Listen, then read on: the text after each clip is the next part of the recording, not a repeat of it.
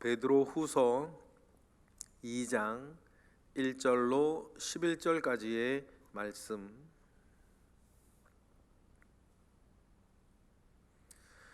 우리 다 같이 한 목소리로 합독하겠습니다. 그러나 백성 가운데 또한 거짓 선지자들이 일어났었나니 이와 같이 너희 중에도 거짓 선생들이 있으리라. 그들은 멸망하게 할 이단을 가만히 끌어들여 자기들을 사신 주를 부인하고 임박한 멸망을 스스로 취하는 자들이라. 여럿이 그들의 호색하는 것을 따르리니 이로 말미암아 진리의 도가 비방을 받을 것이요 그들이 탐심으로써 지어낸 말을 가지고 너희로 이득을 삼으니 그들의 심판은 옛적부터 지체하지 아니하며 그들의 멸망은 잠들지 아니하느니라.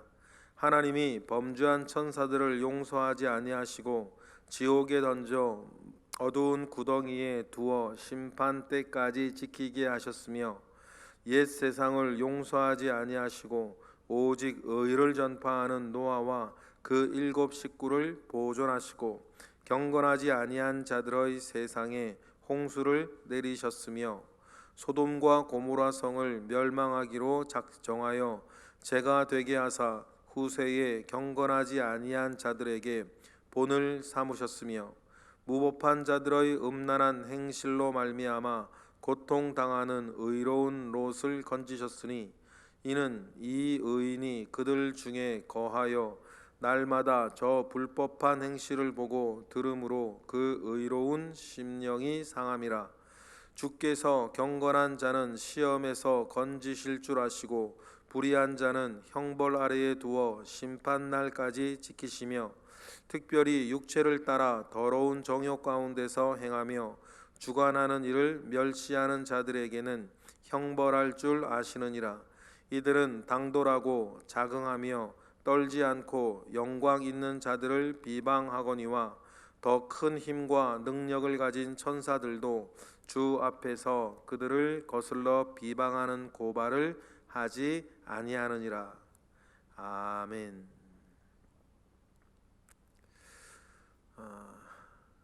영적인 타락은 반드시 윤리적인 타락을 낳고 누구라도 윤리적으로 타락하면 안팎에 여러 가지 몹쓸 일들이 생기기 마련 아니겠습니까?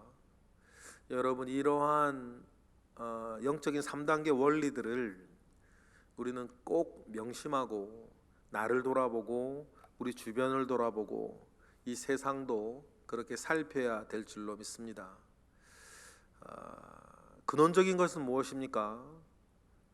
우리가 영혼이 잘 되는 것입니다.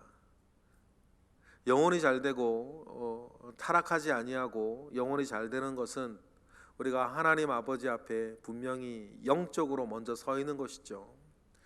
여러분, 이것을 우리가 꼭 명심하고 요한 3서의 말씀처럼 영혼이 잘됨 같이 네가 범사에 잘되고 강건할 것이라고 하는 말씀을 우리가 늘 기억하고 우리를 늘 그렇게 다루어 나아가는 것, 우리를 잘 세워 나아가는 것이 중요하겠습니다.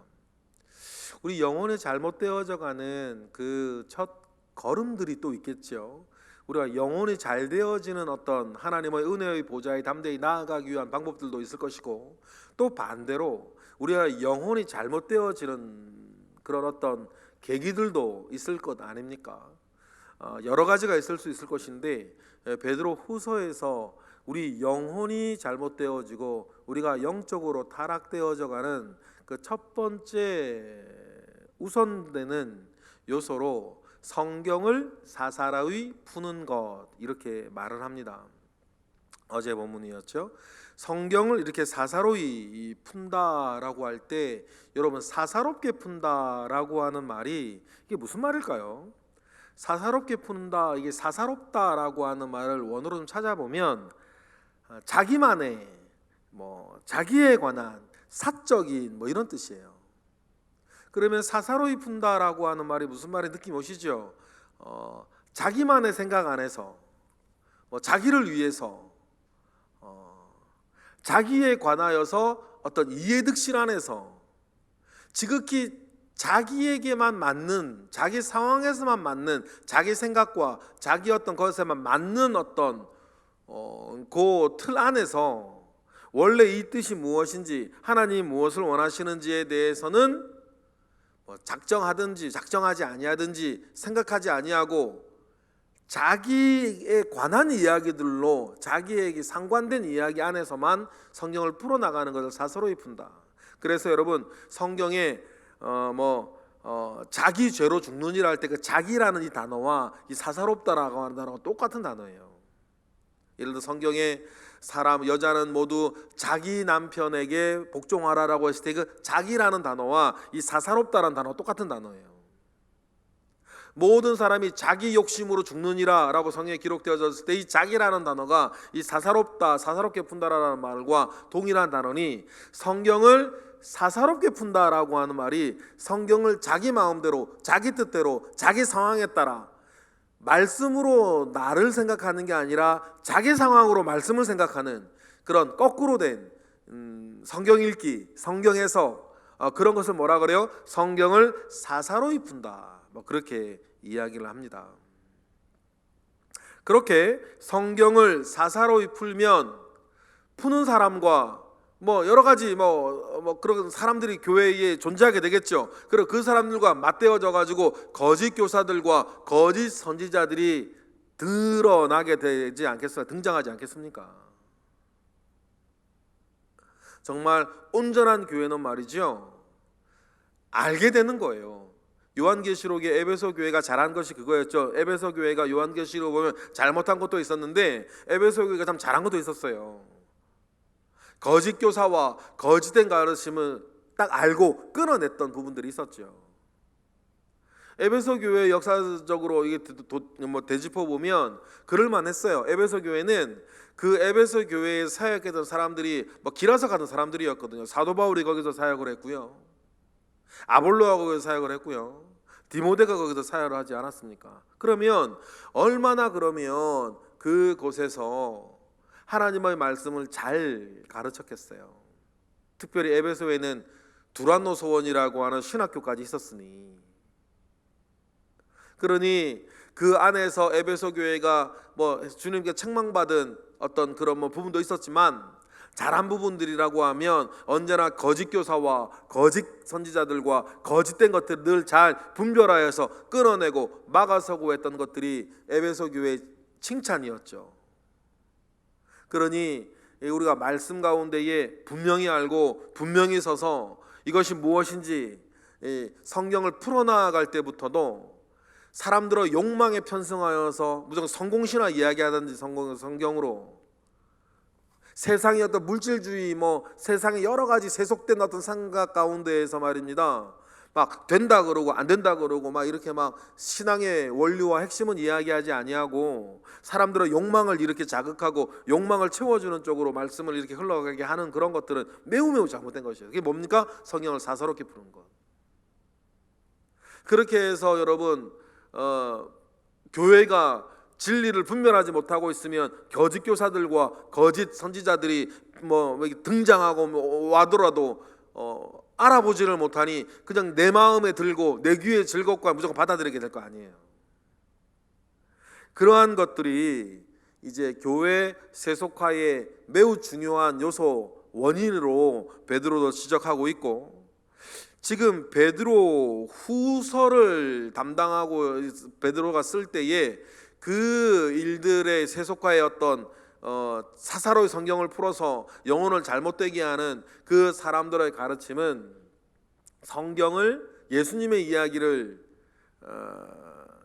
이렇게 신화처럼 만들어가고, 그리하여서 주님의 부활을, 그리고 사람들의 부활을, 믿는 이의 부활을 부정하고 신화가 그 전설과 같은 사실이 아니라 신화처럼 만들어가고자 하는 그런 사람들인 것을 우리는 알게 돼요. 그러니 성경을 사사로이 푸는 사람들이 틈이 되어서 오늘 본문의 2장 1절과 같은 일들을 만들어내지 않겠습니까? 2장 1절 우리 읽어보겠습니다. 시작. 그러나 백성 가운데 또한 거짓 선지자들이 일어났었나니 이와 같이 너희 중에도 거짓 선생들이 있으리라. 그들은 멸망하게 할 이단을 가만히 끌어들여 자기들을 사신 주를 부인하고 임박한 멸망을 스스로 취하는 자들이니라.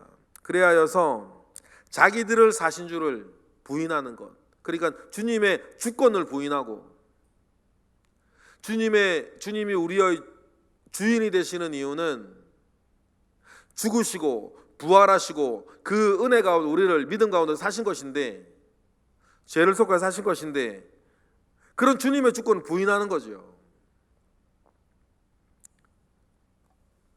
그리하여서 스스로 멸망을 취하는 자들이다라고 얘기를 해요.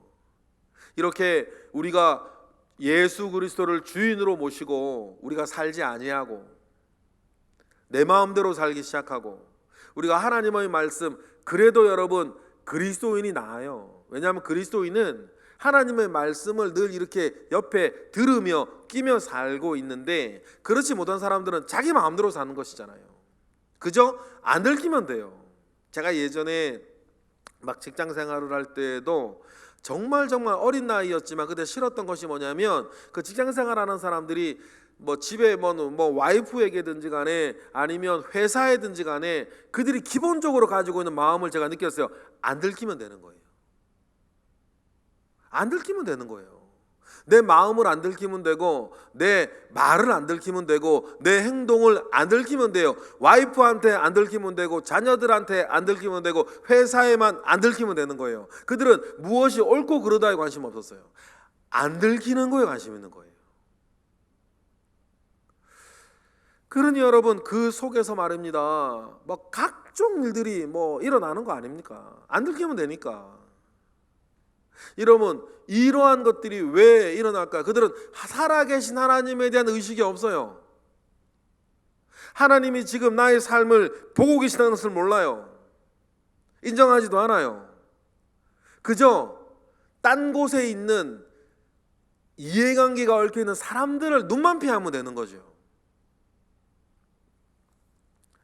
그러니 여러분, 예수를 나의 주인으로, 내가 주님께 속한 사람이요, 주님이 나를 지금 지켜보시고 알고 계시다고 하는 그 모든 것들에 대하여서 의식이 없으니 영혼이 잘 되겠습니까? 그러니 이러한 영적인 타락은 분명히 뭐를 가져와요? 윤리적인 타락을 가지고 오고, 만약에 이러한 윤리적인 타락이 교회의 성도들과 교회에 있다면 당연히 어떻게 되겠어요? 우리가 하는 말들이 비방을 받겠죠. 지금 베드로후서는 믿지 않는 사람들에게나 일반적인 사람들에게 쓰여진 편지가 아니라 교회에 주는 편지였으니까. 그러니 예수를 주로 부인하는 사람들이 교회 안에 있고, 그러면 그들은 그때부터 살아계신 주님에 대한 의식이 없이 자기 어떤 뜻대로, 자기 윤리대로, 자기 상황대로 살아가게 되니 여러 가지 타협이 일어나게 되고, 일어나는 타협 가운데에서는 윤리적인 타락도 일어나게 되는데, 그 과정과 결과를 베드로는 2절처럼 지금 말하는 거 아닙니까? 2절 읽어볼까요? 시작. 여럿이 그들의 호색하는 것을 따르리니 이로 말미암아 진리의 도가 비방을 받을 것이요. 그렇죠?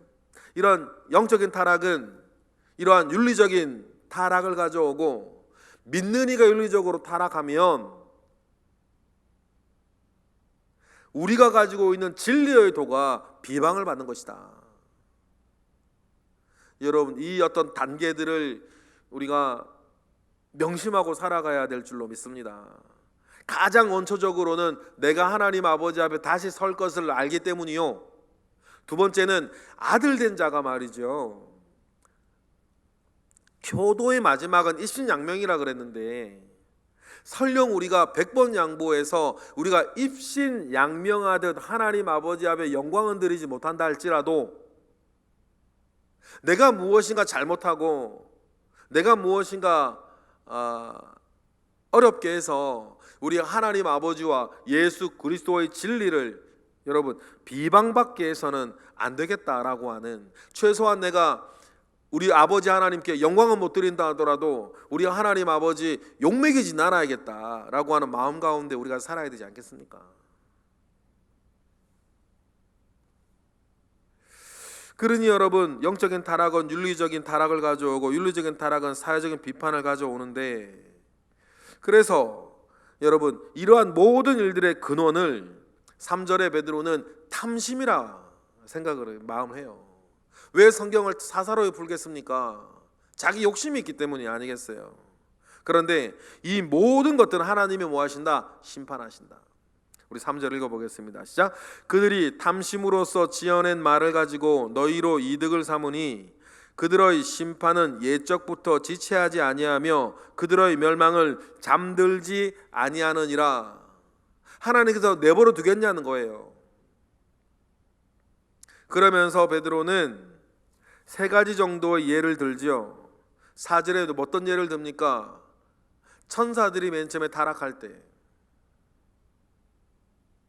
심판하시는 하나님께서 그들을 심판하셨다. 4절이죠. 그리고 5절은 뭐예요? 노아의 시대 때 그 타락하고 윤리적으로 또 영적으로 타락한 사람들을 하나님이 물로 심판하지 않았느냐. 6절에도 소돔과 고모라는 또 어떠냐. 하나님은 언제나 그런 죄와 악에 대하여서 심판하시는 분이시다. 이 사실을 명심하고 우리는 늘 있어야 된다. 하나님께서 왜 이러한 심판을 늘 하십니까? 죄에 대해서. 그 이유를 8절에서 이렇게 설명을 해주세요. 우리 8절 읽어볼까요? 시작. 이는 이 의인이 그들 중에 거하여 날마다 저 불법한 행실을 보고 들으므로 그 의로운 심령이 뭐하기 때문이다? 상하기 때문이다. 그래서 여러분, 하나님께서는 교회 안이든 교회 밖이든 어디서든 결국에는 여러분 불의한 자들을 심판하십니다. 이유를 베드로후서에 이렇게 얘기를 해요. 그들이 그렇게 심판을 받아야 하나님 아버지 앞에 바르게 살겠다고 마음 먹고 여러 손해를 감수하고 여러 피해를 입고 억울한 일을 당함에도 불구하고 그래도 나는 하나님 아버지 앞에 내 마음을 지키고 내 생각을 지키고 내 말을 지키고 내 행동을 지켜야지 라고 마음 먹고 살아가는 그 사람들의 마음이, 그런 의인들의 마음이 상하기 때문에 하나님께서는 결국은 그 모든 악행하는 자들을 뭐 하신다? 심판하신다. 여러분, 이 말씀 붙잡고 사시기를 원해요. 그래서 로마서에서도 뭐라 그러세요? 원수 갚는 것이 하나님께 있다. 그러니 너희들은 악에 대해서 악으로 맞대어 싸우지 말고 우리의 선한 양심과 선한 행실을 지켜서, 우리는 뭐 힘이 없고 우리는 뭐 생각이 없고 우리는 뭐 어떤 마음이 없습니까?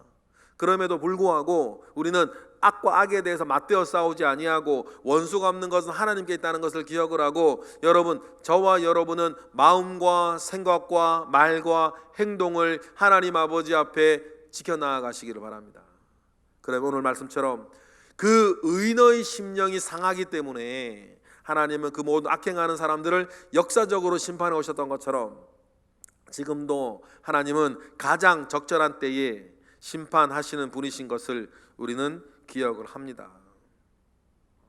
그래서 이 세상에는 두 종류의 사람들이 있겠죠. 결과적으로 심판 앞에선 어떤 사람들입니까? 9절 읽어볼까요? 시작. 주께서 경건한 자는 시험에서 건지실 줄 아시고 불의한 자는 형벌 아래에 두어 심판날까지 지키신다는 것을 기억을 하십시오. 우리는 하나님을 신뢰하며 사는 사람이니까 결국 여러분, 모든 것은 공의대로 심판될 것입니다. 모든 것은 원래 자기 자리를 찾아갈 거예요. 그러니 그 과정 가운데에 낙심하지 아니하고 우리는 우리의 말과 우리의 행실, 우리의 말과 행실을 지키기 위해서 내 마음과 생각을 주님 앞에 지켜나가는 우리 모두가 되시기를 여러분 꼭 기억하시기를 원해요. 그러한 마음을 가지고 하나님 앞에 겸손히 사는 거죠. 그런데 그렇게 하지 않는 사람들도 있어요. 막 자기 마음대로 사는 사람들이 있죠. 그래서 성경 누누이 나오지 않습니까? 그런 악인의 형통함을 부러워하지 마라. 바람에 나는 겨와 같다. 그들에게 심판만 있으니 여러분 너무 그런 것들 때문에 우리가 마음이 상하지 아니하고 우리를 잘 지켜나가시기를 원해요. 그리고 또 내가 혹시 잘못한 건 없는지 또 따져보시면서 우리를 지켜나가시기를 원합니다. 그래서 10절과 같은 사람으로 인해서 여러분 너무 어려워하지 마시기를 바라요. 분명히 10절과 같은 사람들이 있는 것 아닙니까? 10절 읽어볼까요? 시작. 특별히 육체를 따라 더러운 정욕 가운데서 행하며 주관하는 이를 멸시하는 자들에게는 형벌할 줄을 아시느니라. 이들은 당돌하고 자긍하며 떨지 않고 영광 있는 자들을 비방하거니와. 무슨 말인지 아시겠죠? 여기 당돌하고 자긍하다라고 하는 말은 건방지고 제멋대로 살아가는 사람들이라는 거예요. 자기 잘난 맛에 말이죠. 그런 사람들 주변에 사실 얼마나 많습니까? 건방지고 제멋대로 하나님을 두려워하지 아니하고 떨지 아니하며 어떤 사람들이 주변에 심지어는 있어요. 영광 있는 자들을 비방하는 자. 영광 있는 자들을 비방한다는 게 무슨 말인 줄 아시겠죠? 여러분들 우리가 믿음과 신앙생활과 하나님을 아는 사람으로 살아가 우리의 삶을 조롱하고 비난하고 업신여기는 그 당돌하고 자긍한 자들을 하나님은 뭐 하신다? 심판하신다. 하나님이 그들이 알지 못하고 그런 일을 행하지만 11절에 봐요. 더 큰 능력과 힘을 가지고 있는 천사들도 함부로 주 앞에서 그 믿는 이들을 비방하지 못한다. 11절이죠. 시작. 더 큰 힘과 능력을 가진 천사들도 주 앞에서 그들을 거슬러 비방하는 고발을 하지 아니한다. 왜요? 하나님을 아니까. 그런데 뭣도 모르는 사람들이 말이에요. 지금 알량한 자기들의 상황윤리 안에 빠져가지고 이런 애 저런 애 이야기하고 모든 것을 보시고 모든 걸 들으시고 모든 걸 심판한 하나님을 알지 못한 채 그들이 모른다고 없는 건 아니지 않습니까? 그러니 여러분 이러한 큰 틀 안에서 참으시면 되는 거예요. 이러한 큰 틀 안에서 기다리시면 되는 거겠죠. 그리고 이러한 큰 틀 안에서 몰라서 그런 얘기하는 사람은 불쌍히 여기시면 되는 거예요. 여러분 우리가 지금 보고 듣고 사는 지금 순간에 전부 다가 아니지 않습니까? 그러니 여러분 이 모든 것을 보시고 모든 것을 아시고 모든 것을 심판하실 하나님을 우리가 알고 있으니 우리는 두렵고 떨리는 마음 가운데에 내 마음과 생각을 지키고 내 말과 행동을 지키며 여러분 사시면 돼요. 그러면 모든 것에 대한 심판은 누가 하신다? 하나님이 하신다. 여러분 그 큰 진리를 붙잡고 오늘도 여러분 힘내어 또 겸손히 사슬고 승리하시는 우리 모두가 되기를 주님의 이름으로 축복합니다. 기도하겠습니다. 할렐루야. 하나님 감사와 영광을 올려드립니다. 하나님 아버지로부터 말미암아 오는 선한 은혜와 능력 가운데에 오늘도 우리가 살고 있습니다. 이 세상 살다 보면 이런저런 일 많이 있으나 우리는 살아계신 하나님 그분이 모든 것을 아시고 모든 것을 심판하신다는 것을 기억하고 우리를 조심시키고 여러 억울하고 힘든 일 가운데에서도 우리 주님 바라보며 살게 하옵소서. 하나님 우리가 하나님 아버지 앞에 영광을 입은 자들이니 하나님 아버지 앞에서 우리가 마음을 놓고 안심하고 하나님 붙잡고 믿음의 주에 온전케 하시는 예수 그리스도를 바라보고 살아가는 우리의 삶에 온전히 함께 하옵소서. 이 시간 드려지는 일천번제 예물들이 있습니다. 주님 함께 하옵소서. 하나님 또 엄동설 안에도 주님께 기도하기 위해서 기도의 자리를 지키는 자들이 있으니 하나님 이들을 붙잡아 주시고 주님 함께 하시옵소서. 오늘도 하나님 아버지께서 우리와 함께 하실 것을 믿고 감사하며 예수 그리스도 이름으로 기도드렸나이다. 아멘.